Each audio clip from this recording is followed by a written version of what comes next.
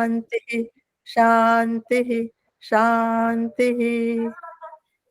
बिल्कुल ठीक, बहुत अच्छा, बहुत शुद्ध उच्चारण और बड़ी मधुर स्वर में आपने किया। आज जो प्रतियोगिता की बात तो समाप्त होगी और आपको उसमें शाबाशी मिल चुकी है कि जिन्होंने पुरुषार्थ किया, बड़ी मेहनत करी और अच्छे से दोनों 1 से 50 प्रश्न पहले और उसके बाद 51 से 100 प्रश्नों के उत्तर आपने दिए, अच्छे से दिए।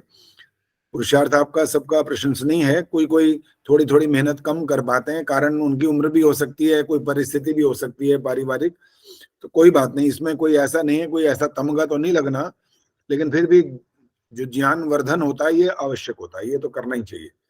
इसके बगैर नमस्ते आचार्य जी। नमस्ते जी। देखो भाई, ये बीच में नमस्ते मत किया करो। जब एक बार कार्यक्रम शुरू हो गया ना, तो उसके बाद अंत में नमस्ते करते हैं ना, तब करना चाहिए, बीच में नहीं करना चाहिए। सारा फिर जो प्रसंग होता है वो हट जाता है। और कैमरा ऑन करिए, बिना उसके तो पता ही लगता कि कौन बोल रहा है। मुझे लगता है एक सुषमा वर्मा ने नमस्ते किया और एक स्नेहलता ने, एक दोनों कैमरा बंद करके बैठ गए फौरन। तो कैमरा ऑन करके रखो ताकि पता लगे, डांट भी तो सुननी पड़ती है फिर।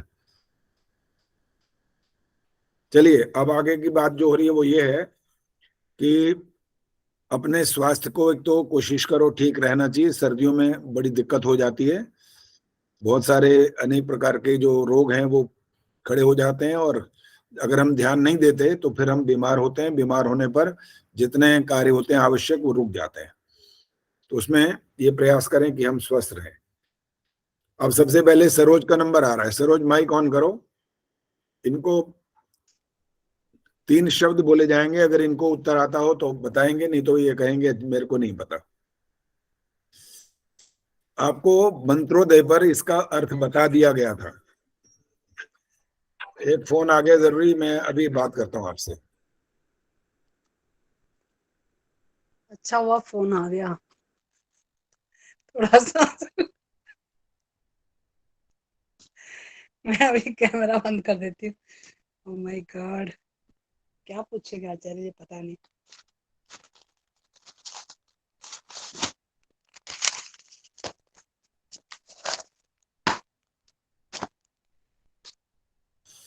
सांझी सरोज जी, जरा तैयार हो जाइए। हाँ जी बिल्कुल तैयार हैं। हाँ, आपने कहा बड़ा अच्छा हो गया, फोन आ गया, जान छूट गई। इतनी जल्दी जान नहीं छूटती, चिंता ना करो। जान तो तब छूटेगी जब कहोगे हाँ नहीं आता, तब छूट जाएगी, कोई बात नहीं। ये मैं बता रहा था आपको कि मंत्रोदय पर किसी ने पूछा था कि इनका अर्थ क्या होता है। वो आपके प्रश्नों में मेरे ख्याल प्रश्न नहीं होगा, या कभी कहीं आई होगी बात, तो हो सकता है अभी गई हो। 3 शब्द सुनो, वो क्या क्या है। एक है मल, दूसरा है विक्षेप, और तीसरा है आवरण। विक्षेप विक्षेप विक्षेप और तीसरा आवरण। इसमें से किसी का अर्थ पता है? अब बाकी लोग तैयार हो जाओ। एक का ही बता देते हैं, पहले वाले का ही बता देते हैं बताओ आचार्य जी। बताओ, हाँ बताओ। मल। मल माने? मल से यहाँ पे वैदिक आधार पे तो मुझे नहीं पता, लेकिन भाषा शैली को ध्यान में रखते हुए मैं बता सकती हूँ। मल दुर्विचार, दुर्व्यवहार और मतलब दुर्संगत, इससे मैं संबंधित कर सकती हूँ। व्याख्या तो बहुत बढ़िया करने लग गए हो। कुछ ना कुछ इधर उधर से लटरम पटरम जो आता है तो ना, नहीं, मैं उल्टी नहीं, ये तो पहले का ही है। लेकिन आपके जो ये भाषा शैली चल रही है, इसका कुछ तो प्रभाव है भाषा शैली का जो आपके यहाँ। बहुत बढ़िया।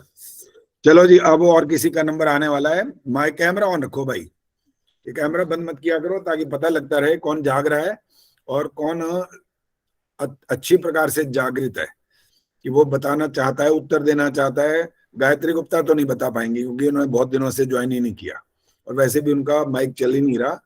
चलो कोई बात नहीं, आज कोई बात नहीं। अब सुनो, अभी आपको पता भी नहीं होगा। अब बताएंगी स्नेहलता। माइक ऑन करो जी आचार्य जी। ऐसे किसी एक का अर्थ आता है, मल, विक्षेप या आवरण?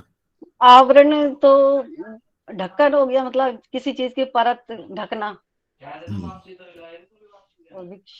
ये सुनो, ये आवरण, ये जो हमारी ब्रोज की भाषा होती है ना, ये उसका नहीं, मतलब हमारे जो आत्मा पर उसका बुरे विचारों का या बुरी संगत का जो आवरण होता है, इस तरह से। इससे ज्यादा तो नहीं पता है। वो तुकबंदी चल रही है ज्यादा, बाकी वास्तविक नहीं है अभी ये। हाँ जी। स्वराज गुप्ता जी, आपको पता है इसके बारे में कुछ? नहीं आचार्य जी, मुझे नहीं ध्यान। नहीं ज्ञान, ठीक है। चलो अभी आचार्य जी नमस्ते। हाँ नमस्ते जी। प्रेमान जी आपको मालूम है तो बताओ। मल, विक्षेप और आवरण। मैं शायद स्पष्ट ना कर पाऊं। जितना जैसा आता है कोई बात नहीं, बताओ। संक्षेप में बताना है लेकिन विस्तार नहीं करना। मल का मतलब क्या होता है? माइक ऑन नहीं है। आप मन कह रहे हैं? मन, ल, मल। अगला है विक्षेप, तीसरा मल, है विक्षेप और आवरण। आवरण, 3 पढ़े तो थे। हाँ 3 ये शब्द है। चलो जी हाथ खड़ा, हाँ ये हो गया। पद्मा चावला जी ने हाथ खड़ा किया। चलिए आचार्य पद्मा जी, जी, पद्मा जी बोलिए। आचार्य जी मल, नमस्ते आचार्य जी। नमस्ते जी। क्रोध, लोभ, मोह ये जो हमारे हैं ये इनका, और विक्षेप है जैसे कि मन की चंचलता, अस्थिरता, और आवरण जो है जैसे अविद्या का आवरण। अभी भी वही थोड़ा लगभग तुकबंदी ही चल रही है। आचार्य जी मैं बोलूं आत्मा तो के ऊपर अविद्या का आवरण। बस और नहीं बोलना। जब जितना आपने बोलना था वो बोल दिया, उसके बाद फिर आगे औरों के पास प्रश्न जाएगा। अभी प्रेम बहल ने हाथ खड़ा किया मेरा ख्याल है। सविता कपूर भी अभी अब बता पूछता हूँ, पहले प्रेम बहल आ जाए। नमस्ते आचार्य जी। हाँ जी नमस्ते जी। प्रेम बहल जी बोलो। मल, विक्षेप, आवरण। मल हमारी जो बुरे कुकर्म वगैरह कुकृत्य हम करते हैं, आत्मा का हनन करते हैं, हम विषय वासनाओं में पड़ के अपने हानि कर लेते हैं, वो मल हो गया। बुरे कर्म जो भी अशुभ कर्म है, ठीक है। मल, विक्षेप, आवरण। और हमारे धूमिल हो जाती है आत्मा जब अविद्या, ज्ञान, अंधकार, अन्याय, अविवेक आदि ये जब चीजें हम करते हैं तो इससे हमारे मल, विक्षेप, आवरण इसी में आ जाता है। अच्छा चलो ठीक है जी। अब एक और थे किन्होंने हाथ खड़ा किया था, सविता कपूर, आइए जी सविता। आचार्य जी, काम, क्रोध, मोह, लोभ है ये तो मल है, और मन की अस्थिरता, चंचलता ये आक्षेप है, और अविद्या का आवरण है। आक्षेप नहीं होता, विक्षेप है शब्द। विक्षेप, हाँ जी। चलो जी एक शिक्षा शर्मा जी से और पूछते हैं, फिर इसके बाद आपको बताएंगे सारी बातें। आचार्य जी, पहला है मल। हाँ। जो हमारे वासनाएं हैं, हमारे अंदर जितनी ज्यादा होगी, वासनाओं की भीड़, इसे मल कहते हैं। ठीक है। और आगे विक्षेप। हाँ। जितनी हमारी इच्छाएं बढ़ती जाएंगी उतना ही हम उसके पीछे भागेंगे, पागल हो जाएंगे, विक्षिप्तता आ जाएगी। और आवरण, आवरण एक का भाव तो पर्दा है, मतलब जो चीज हम हैं जैसे हैं उसको वैसे नहीं मानना। हम शरीर को तो सजाने में लगे हैं, मगर जो आत्मा की जो पवित्रता है, शुद्धता है, उसके बारे में ज्ञान ना रखना या उसके बारे में इच्छा ना रखना, ये आवरण है। ठीक है, बिल्कुल तीनों के तीनों ठीक है आपके। ये धन्यवाद आचार्य जी। वासनाओं की जो भीड़ होती है ना, उसमें हम ये कोशिश करते रहते हैं, ये मिल जाए, वो मिल जाए, ऐसा कर लूं, वैसा कर लूं, ये खा लूं, ऐसा सजाऊं, इतनी इच्छाएं इच्छाएं इच्छाएं, वो जो होती है ना, वो वासनाओं की भीड़ है। और फिर जिसको हम विक्षेप कह रहे हैं, वो होती है जब इच्छाएं बहुत बढ़ जाती हैं तो उनका चित्त जो है वो विक्षिप्त होने लगता है, फिर इसको विक्षेप बोलते हैं। और तीसरा जो आवरण बताया वो ठीक कहा, वास्तव में हम जो होते हैं वो हम उसको नहीं जानते असल में। और एक उदाहरण देता हूं आपको, ये मेरे आंखों देखी घटना है। ये दिल्ली में जब हम रहते थे तो बाढ़ आई थी, 1978 की बात है ये।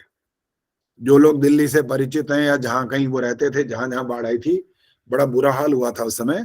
तो जहां हमारा घर था, हमारे घर के सामने था एक पार्क, बहुत लंबा चौड़ा, और उसके उस तरफ हमारा घर, एक इस कोने में पार्क के इस तरफ, और दूसरे का घर था पार्क के दूसरी तरफ। उस घर में क्या था, वहां पर गोदाम था एक बहुत बड़ा, चने, काले चने का गोदाम था। उसका बड़ा भारी बिजनेस होगा। तो वहां पर गोदाम था, उसमें सारा सामान उसने रखा हुआ था, भरा हुआ था, पूरी कोठी एक तरह से। उन्हें रहने का नहीं था वहां पर, बस गोदाम था वो। रहता वो कहीं और था। तो जब बाढ़ आई तो पता तो लग गया कि बाढ़ आ चुकी है, और सारा का सारा वो घर क्या, हमारा घर क्या, पूरा एरिया वो सारा डूबा हुआ था अच्छी तरह पानी, और 10-10 फुट तक पानी आ चुका था घर में। और जो गहरा पीछे का इलाका था वहां पर तो 15 फुट तक भी पानी आ गया था। ये मॉडल टाउन वाला एरिया, इधर किंग्सवे कैंप वाला, और ये सारा एरिया डूब गया था इधर का। बहुत बहुत नुकसान हुआ था। उस समय की मैं बात बता रहा हूँ। तो हुआ क्या कि जब वो पता लगा उनको कि ये पानी आ गया, वो अपना हालचाल देखने जब आए तो उन्हें देखा कि घर के अंदर पूरा का पूरा पानी भरा हुआ है। पहले दूसरे दिन कुछ नहीं हुआ, तीसरे दिन वो अपना जैसे देखने आए थे, उनको पता लगा, तुमने क्या देखा वहां आकर के, उनकी कोठी जो थी वो कोठी फट गई थी पूरी। चना भरा पड़ा था ना पूरा, चना पानी आया, पानी वो फूला, वो पानी फूला फूला फूला तो उसने पूरा घर ही फाड़ दिया पूरा। अब इसका जो प्रभाव हुआ उसके मन पर, वो व्यक्ति भी चला गया। ये होता है आवरण। आप क्या हैं? आप मकान थोड़ी हैं, आप चने नहीं हैं, आप संसार के पदार्थ नहीं हैं, आप इनसे अलग हैं। क्या है हम? हमारा नाम तो एक संसार के व्यवहार के लिए तो नाम रखा गया है बस, लेकिन इसका अर्थ ही नहीं है कि हम जो इस नाम से पहचाने जाते हैं तो जब कहीं अगले जन्म में जाएंगे तो हमारा तब भी यही नाम होगा, ऐसा भी नहीं होगा। लेकिन इसलिए हमारा एक शुद्ध पवित्र नाम है, उसका नाम आत्मा होता है। कहाँ जाते हैं, कब जाते हैं, कैसे जाते हैं, कब निकल जाते हैं संसार को छोड़कर, कुछ नहीं पता हमें। ये हमारे ज्ञान के अंतर्गत आने वाली चीज नहीं है। सामान्य रूप से हमें पता होता है क्या, कि हम यहां से वहां जा रहे हैं, कितनी देर के लिए जा रहे हैं, अपने परिवार के लोगों को बता के चले जाते हैं। और आजकल तो ये हालत है कि सबके जेब में मोबाइल है, पहुंच गए तो बता देते हैं पहुंच गए, रास्ते में तो ये बताते हैं रास्ते में, अच्छा हम इतनी देर में पहुंचने, चलो चाय बनाओ जब तक। ये सारी चीजें इतनी हमारे इतने अधिकार में है, बस देश से विदेश में चले जाएं तब भी ये थोड़ी थोड़ी हमारे पास अधिकार होता है, संभावना होती है कि हम ये भी बता देते हैं। लेकिन जब एक ऐसे स्थान पर जाते हैं जो इस संसार को छोड़ना जिसको बोलते हैं, उसके बारे में कोई नहीं बता सकता ही नहीं है कि कहाँ जा रहा है, कब चला जाएगा, कहाँ पैदा होगा, क्या कौन सी योनि में जाएगा, ये हम नहीं जानते। तो इन तीनों को जो हमने, हमारे जो ये दोष हैं, इसको छोड़ने का प्रयास करना चाहिए। और जो लोग यज्ञ आदि कर्म करते हैं ना, उनके लिए तो होता है आसान, उनके लिए थोड़ा सरल हो जाता है ये काम, उनके लिए इतना मुश्किल नहीं रहता, क्योंकि वो एक व्यवस्था में बंध जाते हैं। उनको पता होता है कि मेरे जीवन का लक्ष्य क्या है और मेरे को शुद्ध ज्ञान कहाँ से प्राप्त हो रहा है, उसको पता लग जाती है बात। और बाकी दुनिया जो है वो जो चलती रहती है, अपने आप को बड़ा धार्मिक भी कहती है, अपने आप को विद्वान भी मानती है, और समझते हैं कि हम अपने ठीक रास्ते पर चलते चले जा रहे हैं। तो वो वास्तव में ठीक रास्ता होता नहीं, क्योंकि उनको शुद्ध ज्ञान देने वाला कोई मिला ही नहीं होता। साधारण बुद्धि वाला मिल जाता है कोई, वो तिलक लगाते हैं, चाहे कुछ भी करते हैं, वो अपने आप को बड़ा विद्वान भी समझते हैं, और दुनिया को अपने जो उनके पास होता है उसको देने का प्रयास भी करते हैं। दुनिया भी ज्यादा वेद ज्ञान को प्राप्त नहीं कर पाती पहले, तो उनके कारण से वो उनके रास्ते पर चलने लगते हैं। और कुछ तो ऐसे बुद्धिहीन होते हैं जिनको पता ही कुछ नहीं होता, कोई कुछ भी कहे वो सतवचन महाराज बोलते हैं बस। तो आप लोग और हमारे जैसे लोग सौभाग्यशाली हैं जो वेद ज्ञान से जुड़े हुए हैं, जिनको ये समझ आ गया कि आपको मनुष्य जन्म क्यों दिया गया, क्या करने के लिए दिया है। केवल भोजन करने के लिए नहीं दिया है, भोजन तो पशु पक्षी भी तो करते हैं, उनका भी सारा कार्यक्रम हमारे जैसा ही होता है, थोड़ा सा फर्क होता है बस हमारे में और उनमें। अब ये जो थोड़ा सा फर्क मैंने वाक्य बोला है, इसके बारे में अब आपको बताना है, तैयार हो जाओ, हाथ खड़ा करो, नहीं तो मैं अपने आप पूछता हूँ ये थोड़ा सा फर्क कौन सा होता है। चलो आदर्श मेहता पहले बताएंगे क्या होता है, लेकिन बिल्कुल थोड़ा सा फर्क वही दिखना चाहिए, उसके अलावा कुछ नहीं बोलना। थोड़ा सा फर्क क्या होता है? वो पूर्ण आनंद की प्राप्ति के लिए, मोक्ष प्राप्ति के लिए नहीं, अभी हमारी मोक्ष प्राप्ति के लिए प्रयास करना अलग बात है। अभी वैसे कोई गलत नहीं उत्तर, ठीक है, ये गलत नहीं कहा मैंने, ये उत्तर गलत नहीं है, ठीक है, लेकिन अभी थोड़ा छोटे स्तर पर पहले बात करनी है, बहुत लंबे चौड़े स्तर पर भी नहीं पहुंचना। गीता तिवारी बोलो। नमस्ते आचार्य जी। हाँ नमस्ते जी, बोलो। हमारे उनमें एक बुद्धि का खास फर्क है, जिसमें हम बुद्धि से अपने जीवन को सुधार सकते हैं, मोक्ष के लिए सब कुछ कर सकते हैं। हाँ ठीक है, बिल्कुल ठीक है। बुद्धि हमारे पास विशेष है, उनसे अलग है। खान पान, रहन सहन, संतान, जन्म मरण, ये सारे बराबर हैं, कोई फर्क नहीं इसके अंदर। बुद्धि विशेष है तो हम उनसे अलग काम करते हैं, और उसको इस रूप में समझना चाहिए कि हम ईश्वर का जो उसका धन्यवाद करना, उसके आज्ञाओं का पालन करना, ये कर सकते हैं। वो तो नहीं जानते ना धन्यवाद करना ना आज्ञा का पालन, उनको नहीं पता। उनका जो खान पान है वो उनके ईश्वर ने बना रखा। खाओ, मांस खाने वाले मांस खाएंगे, ईश्वर उनको कोई गलत नहीं कहता उसके लिए, उनका भोजन ही यही है। उनको मांसाहारी बनाया किसने? आपने थोड़ी बनाया। अपने आप कोई बन नहीं सकता कुछ भी। किसने बनाया? कौन सी योनि में भेजना है, वो ईश्वर का काम है। उन्हें मांसाहार वाले खाने वाले ऐसे प्राणी के रूप में बनाया है, उनको जन्म दिया तो वो भोजन वही करेंगे, उनको मार मार के खा जाएंगे। ईश्वर उनको दंड नहीं देता इसका। और जो शाकाहारी है वो ईश्वर ने वो भी बनाए। तो बड़ी व्यवस्थाएं जो ठीक से रूप से चल रही हैं संसार में, उसमें केवल मात्र एक प्राणी होता है जो सबसे बुद्धिमान, जो आप और हम हैं, मनुष्य। इसके जो कर्तव्य हैं उसको अच्छे से उसको समझ लेना चाहिए, बहुत अच्छे से, प्यार से, व्यवहार से, और अपना जो जो उसके कर्तव्य कर्म है वो प्रतिदिन करने चाहिए, नित्य प्रति। छोड़ना नहीं चाहिए उनको, प्रयास करते रहना चाहिए। कोई विशेष परिस्थिति आए वो अलग बात हो जाती है। कोई बीमार हो गया, जैसे वो कह रहा है कि मैं हवन नहीं कर सकता, ठीक है, कोई बात नहीं। मंत्र पाठ कर सकता है तो सोते सोते भी मंत्र पाठ कर ले। संध्या नहीं कर सकता, बैठ करके बैठने की स्थिति नहीं है तो सोते सोते कर लो, कोई बात नहीं। आपका जो एक प्रवाह है ना वो बना रहेगा इससे, और अगर छोड़ दिया तो वो क्रम टूट जाएगा। जो संसार के वैसे उदाहरण भी हमारे सामने, जो किसी एक कला में निष्णात होता है ना, बहुत अच्छी योग्यता रख लेता है, और वो उस कला को अगर उसका अभ्यास छोड़ देना, उसमें भी वो नीचे आ जाता है। फिर आगे और उससे आगे जो प्रयास करते रहते हैं वो आगे बढ़ जाते हैं, ये पीछे हो जाता है। जितने दुनिया में खेल खेले जाते हैं, मैच होते हैं, वो क्या ये इसी का ही तो परिणाम है, सारा अभ्यास का है। जो प्रैक्टिस छोड़ देता है वो पीछे हो जाता है, हार जाता है वो। और जो लगातार लगातार प्रयत्न करता रहता है तो उसमें आगे रहता है, आगे रहता है, आगे चलता ही जाता है वो। तो ये जो सांसारिक उदाहरण हमारे सामने होते हैं, तो हमको वो भी सिखा देते हैं कि अभ्यास सतत रहना चाहिए, प्रयत्नशील हमेशा रहना चाहिए, उसमें कमी नहीं छोड़नी नहीं है। करते जाओ, जिसको हम चराई वही बोलते हैं ना, इसीलिए बोलते हैं चलते जाओ, रुकना नहीं है। जीवन चलने का नाम, चलते रहो सुबह शाम। ऐसे फिल्म के गाने भी बने हुए हैं, वो भी कभी कभी हमें अच्छे संदेश देते हैं। एक वो गाना भी था, उपकार फिल्म का था, कसमें वादे प्यार वफा सब, बातें हैं बातों का क्या, कोई किसी का नहीं ये झूठे, नाते हैं नातों का क्या। ऐसे ऐसे भी गीत लिखने वाले हैं जिन्होंने हमारे को अच्छा संदेश दिया, और ऐसे मूर्खों वाले गाने भी हैं जिनका कोई बोलने में भी शर्म आती है कि बोलें क्या।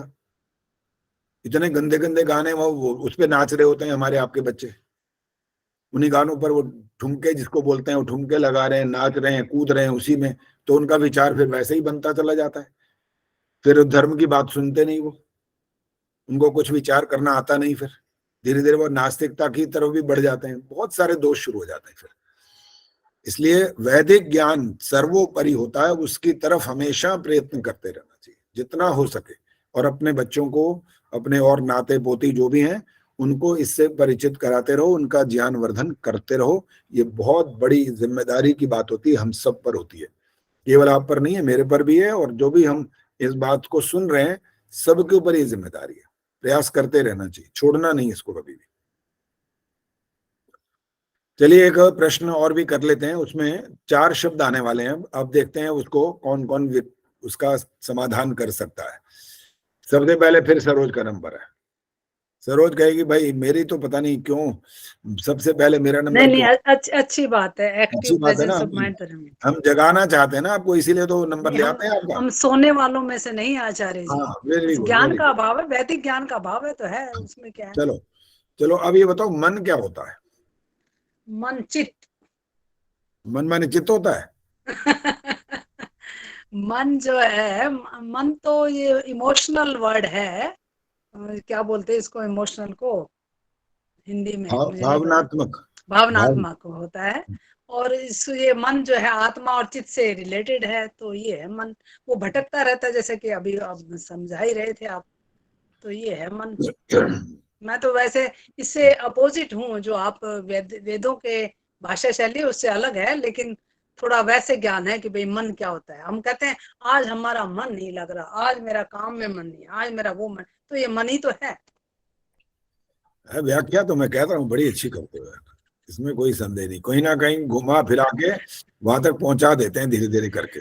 तो वो ये तो कह रहे वेदों की भाषा शैली नहीं पता। अब इसका जो असली शब्द है ना वो भी सब सीखना है ना। हाँ जी, मैं बताऊं आचार्य जी? कौन बोला जी? ये प्रेम जी। हाँ प्रेम जी बोलो। मन जो है वो संकल्प और विकल्प के लिए होता है, और बुद्धि जो है वो निश्चयात्मक वृत्ति के लिए बुद्धि होती है, कि निश्चय करना है क्या करना है क्या नहीं। ठीक है। और चित्त जो है इन दोनों के अंतर्गत जो अनुसंधान करने की वृत्ति होती है, खोज करने की वृत्ति होती है, उसको चित्त कहते हैं।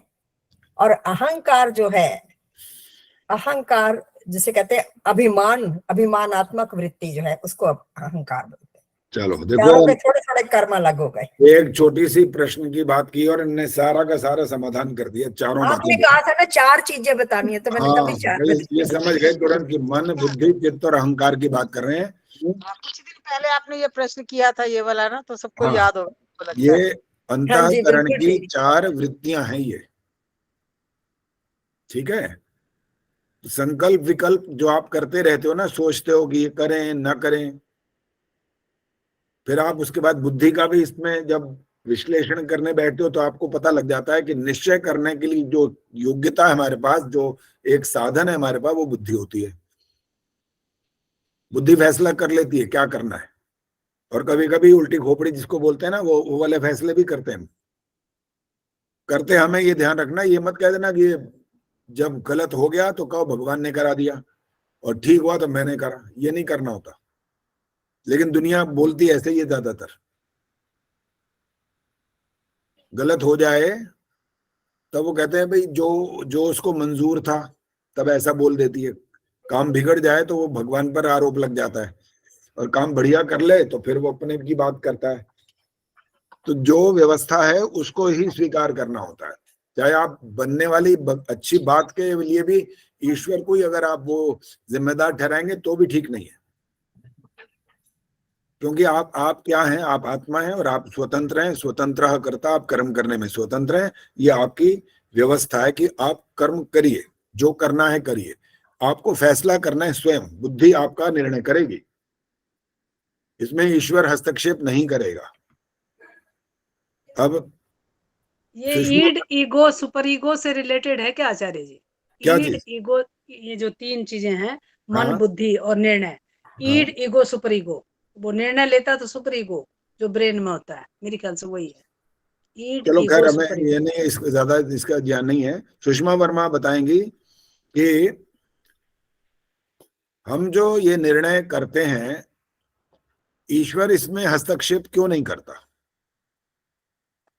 क्योंकि ये हम स्वतंत्र हैं अपने कर्म करने में, तो ईश्वर तो इसमें हस्तक्षेप इसलिए नहीं करता क्योंकि हमें उसने ये स्वतंत्रता दी हुई है कर्म करने की। उसके पास तो फल की है स्वतंत्रता, परमात्मा के पास तो। कभी कभी बच्चे भी जब इस बारे में और समाधान चाहते हैं ना, तो प्रश्न उत्तर के रूप में बात करनी पड़ती है उनसे। तो उनको समझाते समझाते ये कहना पड़ता है कि देखो बेटा, अब माइक बंद कर दिया करो जब काम आपका समाप्त हो जाए। तो बच्चा जब ये वाली बात पूछता है कि आप कहते हो कि ईश्वर दयालु है, ईश्वर कृपा करता है, ईश्वर आपका भला चाहता है, ईश्वर ये करता है, ईश्वर वो करता है, तो फिर अब जब गलत काम कर रहे होते हैं तो हमारा हाथ क्यों नहीं पकड़ता? फिर उनका प्रश्न ये है अभी। तब उनको उत्तर देते हुए समझाना है, आप भी समझाओ अगर कोई बात ऐसी आ जाए सामने, कि जब आप परीक्षा भवन में बैठते हो, बच्चे की बात हो रही है और टीचर की बात हो रही है। मैं यही वाला उदाहरण देती हूँ जो आप कह रहे हो ना, आपने कई बार किया कि जब आप परीक्षा दे रहे होते हो तो आप अपने पेपर कर रहे हो, तो उस समय तो आप पूछते भी हो तब भी बताते भी नहीं है, लेकिन जब है आंसर, जब आपका परीक्षा फल आता है तो वो तो फिर हम टीचर ही देते हैं ना। अभी आगे बढ़ गए, इसको थोड़ा संक्षिप्त बताना था कि वो हाथ क्यों नहीं पकड़ता वो। ईश्वर के द्वारा हाथ क्यों नहीं पकड़ा जाता है, इसको स्पष्ट करना है बस यहाँ पर। अब सुनना है, बोलना नहीं है। टीचर देख रहा है, उत्तर गलत लिख रहा है बच्चा, तो क्या टीचर उस बच्चे को रोक देता है कि ये क्यों लिख रहे हो? क्या वो टीचर उसका आंसर बता देता है? ना वो रोकता है ना आंसर बताता है, क्योंकि कर्म करने में वो स्वतंत्र है। इस बात का अर्थ ये थोड़ी निकला कि ईश्वर बच्चे का भला नहीं चाहता, भला चाहता था तभी तो पढ़ाया था उसने। इसलिए हर बात को संक्षिप्त, छोटे छोटे एक एक स्टेप बढ़ते हुए आपको समझाना होता है। एकदम बिल्कुल लास्ट वाक्य पर नहीं पहुंचना चाहिए कि हम बताएं पहले कि वो आपका हाथ पकड़ करके रोकता क्यों नहीं जब आप गलत कर्म कर रहे होते, क्योंकि वहां पर आपकी स्वतंत्रता में वो बाधा नहीं बन सकता है। आपको पूरी स्वतंत्रता देता है कि आप करो, और जब आप कर्म कर चुकते हो फिर फल के बंधन में बांधता है। पहले रोकता नहीं, बाद में आपको कुछ ये नहीं कह सकता कि ये तुमने क्यों किया, ऐसा किया है ना तो किया है तो इसका फल ले लो, बस। ये व्यवस्था ईश्वर की होती है। अब आपको थोड़े सा और बता रहे हैं और फिर कार्यक्रम समाप्त हो जाएगा। जैसे मैंने कहा था 3:30 बजे आज समाप्त हो जाएगा कार्यक्रम। हमारे पास जो अंतःकरण की जो इंद्रियां हैं उनको देख नहीं सकते आप, लेकिन बाह्यकरण की जो इंद्रियां हैं उनको आप देख सकते हो। अब आपको बताना है अंतःकरण की इंद्रियां कौन सी हैं और बहिकरण की इंद्रियां कौन सी हैं। हाथ खड़ा कर लो। अच्छा सरोज, तो हाथ जल्दी हाथ खड़ा हो गया, बोलो बोलो, शाबाश, ठीक है। अंतःकरण आत्मा और बाह्य व्यवहार। एक शब्द में ही किस्सा खत्म कर दिया। आप कहते हो टू द पॉइंट बात करनी है तो टू द पॉइंट। तो अभी टू द पॉइंट नहीं हुई है अभी भी, और इसका इसको बताना पड़ेगा ना। अच्छा, इंद्रियां हैं, इंद्री नहीं है, हाँ, इंद्रियां। आत्मा जो हम देख नहीं सकते, हाँ। जो मन जो अंदर से हमारे विचार है वो कोई देख नहीं सकता, और बाह्य जो हम व्यवहार करते हैं वो बाहर प्रकट हो जाता है। चलो जी, आदर्श Attitude. मेहता जी बोलो। आदर्श मेहता। बाहरी इंद्रियां हैं आंख, नाक, कान, जीवा और हमारे ये त्वचा। और इनके जो आंख का है वो रूप, कान का है स्वर सुनने की शक्ति, और नाक का है गंध, मुंह का है हमारा रस, और त्वचा का है हमारा स्पर्श। ठीक है। ये जो गुण है ना उनके, वो नहीं देख सकते हम। और ये जो बाहर की इंद्रियां ये देख सकते हैं। हाथ लगा लो, पता लग जाए आंख कहाँ है, नाक कहाँ है, हाथ पैर ये सब दिखाई दे रहे हैं आपको। तो इन पर संयम करने के लिए प्रयास करना पड़ेगा। कहते हैं कि एक व्यक्ति जब इतना संयमी हो जाता है और वो किसी के घर पर जाता है, गृहस्थी के घर पर, तो वो उसके बनाए हुए जो बिस्तर है वहां बैठता नहीं है। वो वहां नहीं बैठता, वो अपना आसन साथ लेके चलता है वो, कि मुझे यहां बैठना है। चाहे कुछ तो नीचे होगा, ऐसा नहीं कि कुछ नहीं होगा, लेकिन फिर भी वो उससे अपने आप को पृथक रखने का प्रयास करता है। ये मतलब है। तो बस जी, आज इसके अधिक और बात नहीं हो सकती। अब संक्षिप्त बात, छोटी बातें हुई हैं, तो इसको सबको ध्यान में रखना है। और अब आगे जो कार्यक्रम है वो ये होगा, कुछ समय के लिए विराम होगा। कब तक होगा ये पता नहीं, तो आपको सूचना मिल जाएगी कि कब से कार्यक्रम फिर शुरू होगा। तब तक आप अपनी तैयारी जो कर रहे हो करते रहो। कार्यक्रम आपके जो हैं हवन संध्या आदि वो सब आप चलाते रहिए। और छोटे मोटे कोई प्रश्न आदि होंगे तो आप जैसे व्हाट्सएप पर करते हो वो वाली बात कर सकते हो। उसमें कोई ज्यादा ऐसी बात नहीं कि शायद जवाब ना दे पाए, दोनों बातें हो सकती हैं, अभी नहीं पता। आचार्य जी यात्रा पर जा रहे हैं कहीं? हाँ जी। आचार्य जी दुबई, आचार्य जी दुबई जा रहे हैं? हाँ जी, विदेश जा रहे हैं। बस अब और प्रश्न मत करिए, बस शांति पाठ हो रहा है। आपकी यात्रा शुभ हो। धन्यवाद। आपकी यात्रा शुभ हो आचार्य। सबको हार्दिक धन्यवाद। ठीक है जी। ओम द्यौः शान्तिरन्तरिक्षं शान्तिः, पृथिवी शान्तिरापः शान्तिरोषधयः शान्तिः, वनस्पतयः शान्तिर्विश्वे देवाः शान्तिर्ब्रह्म शान्तिः, सर्वं शान्तिः शान्तिरेव शान्तिः, सा मा शान्तिरेधि। ओम शान्तिः शान्तिः शान्तिः। जो बोले सो अभय। वैदिक जगत गुरु महर्षि दयानंद की भारत माता की आर्य समाज वेद की ज्योति जलती रहे। ओम का झंडा ऊंचा रहेगा। वैदिक ध्वनि